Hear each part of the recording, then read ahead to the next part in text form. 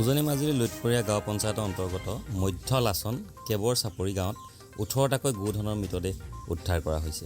উল্লেখযোগ্য যে আজি পুৱাৰ প্ৰচণ্ড ধুমুহা ঢেৰেকণীত গোধনসমূহৰ মৃত্যু হোৱাৰ সন্দেহ প্ৰকাশ কৰিছে স্থানীয় ৰাইজে।